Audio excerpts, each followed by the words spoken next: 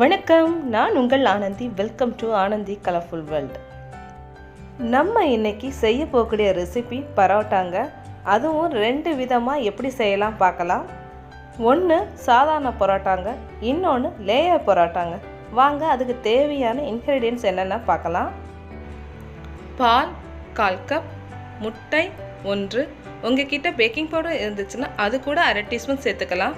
Baking soda 1/2 teaspoon, உப்பு 1 teaspoon, sugar 1 teaspoon, butter 1 teaspoon, எண்ணெய் 1/2 cup, தண்ணி தேவையான அளவு, மைதா 3 கப். இப்போ பரோட்டா செய்ய மாவு பிசைஞ்சிடலாம். மாவுக்கு நடுவில் இந்த மாதிரி பண்ணிக்கோங்க. இதுலேயே மற்ற பொருட்கள்லாம் நம்ம சேர்த்துடலாம். முட்டை 1 சேர்த்துக்கோங்க. நீங்கள் முட்டை வேண்டாம் நினச்சிங்கன்னா தயிர் கூட கொஞ்சம் சேர்த்துக்கலாம். பேக்கிங் சோடா 1/2 டீஸ்பூன், உப்பு 1 டீஸ்பூன் சேர்த்துக்கோங்க. சுகர் 1 டீஸ்பூன்,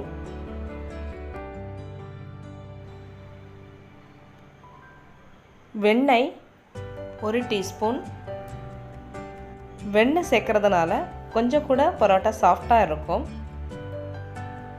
இது எல்லாத்தையும் நல்லா மிக்ஸ் பண்ணிக்கலாம். எல்லாம் நல்லா கலந்துடுச்சு. இப்போது பால் ஒரு 1/4 கப் சேர்த்துக்கோங்க. இதையும் நல்லா கலந்து விட்டுக்கோங்க. பால் நல்லா கலந்துடுச்சு. இப்போ இதில் கொஞ்சம் கொஞ்சமாக தண்ணி சேர்த்துக்கோங்க. தண்ணி கொஞ்சம் கொஞ்சமாக சேர்த்து கலந்துக்கோங்க. மொத்தமாக சேர்த்து கலந்துக்காதீங்க, அது சரியாக வராது. எனக்கு இதில் 1/2 கப் சரியாக இருந்தது. உங்களுக்கு கொஞ்சம் கூட தண்ணி தேவைப்பட்டதுன்னா கொஞ்சம் கூட நீங்கள் சேர்த்துக்கோங்க. தண்ணி எல்லாம் சேர்த்ததுக்கப்புறமா கையில் கொஞ்சம் மாவு இந்த மாதிரி ஒட்டுற மாதிரி தான் வரும்.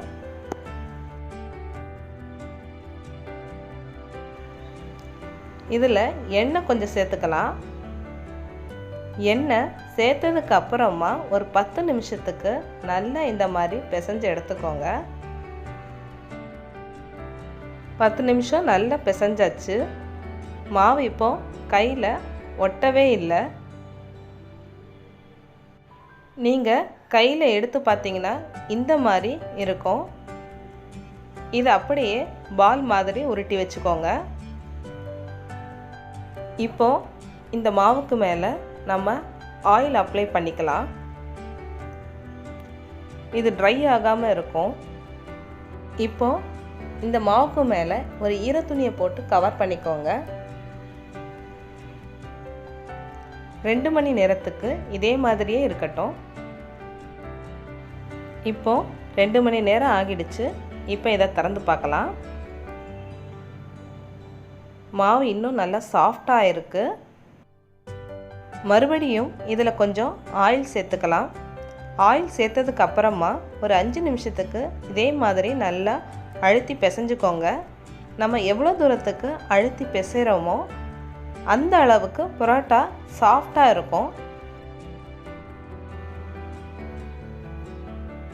மாவு சூப்பராக ரெடி ஆகியிருக்கு. இந்த மாவுக்கு மேலே மறுபடியும் ஆயில் சேர்த்துக்கலாம். இப்போ இந்த மாவை நம்ம உருண்டை பண்ணிக்கலாம். சப்பாத்திக்கு உருட்டுற மாதிரி மாவை உருட்டக்கூடாது. நான் செய்கிற மாதிரியே உருட்டி எடுத்துக்கோங்க.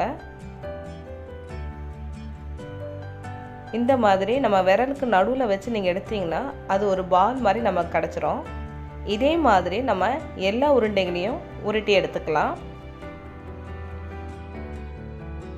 உருட்டினதுக்கு அப்புறமா எல்லா பால்க்கு மேலேயும் நம்ம இந்த மாதிரி ஆயில் அப்ளை பண்ணிக்கோங்க. இப்போது பரோட்டா ரெடி பண்ணிடலாம். அதுக்கு இந்த மாதிரி ஆயில் அப்ளை பண்ணிக்கோங்க. ஒரு உருண்டை எடுத்துக்கோங்க. அதை இதே மாதிரி லேசாக ப்ரெஸ் பண்ணி விட்டுக்கோங்க. கட்டையிலையும் ஆயில் அப்ளை பண்ணிக்கோங்க.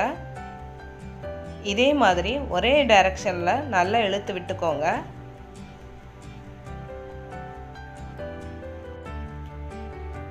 சப்பாத்திக்கு தேய்க்கிற மாதிரி தைக்கக்கூடாது. இதே மாதிரி நீங்கள் தேய்ச்சி எடுத்துக்கோங்க. நல்லா நைஸாக தேய்ச்சிக்கோங்க.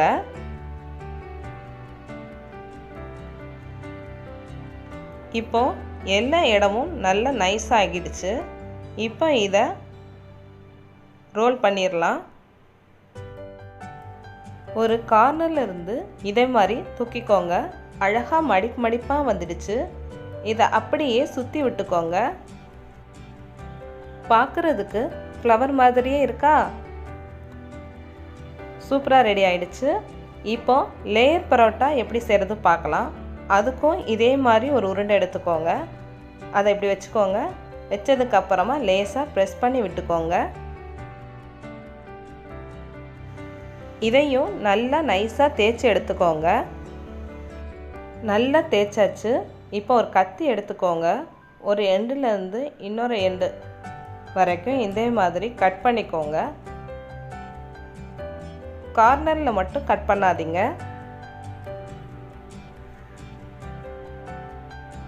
இப்போ இது எல்லாத்தையும் அப்படியே சேர்த்து எடுத்துக்கோங்க.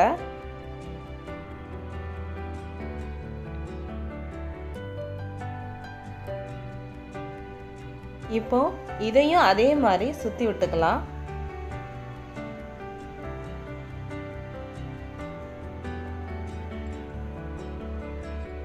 லேயர் பரோட்டாக்கான மாவும் ரெடி ஆயிடுச்சு. பாருங்கள், இதே மாதிரி எல்லா மாவும் ரெடி பண்ணிக்கோங்க. இப்போ பரோட்டா ரெடி பண்ணிடலாம். ஏற்கனவே செஞ்சு வச்சதை எடுத்துக்கோங்க. இது அப்படியே உள்ளங்கையால் லேசாக ப்ரெஸ் பண்ணால் போகுதும். அடுப்பில் தோசைக்கல் வச்சுக்கோங்க. கல் நல்லா ஹீட் ஆகட்டும். இப்போ இதை தோசைக்கல்லில் போட்டுடலாம். ஃப்ளேம் மீடியமாகவே வச்சுக்கோங்க.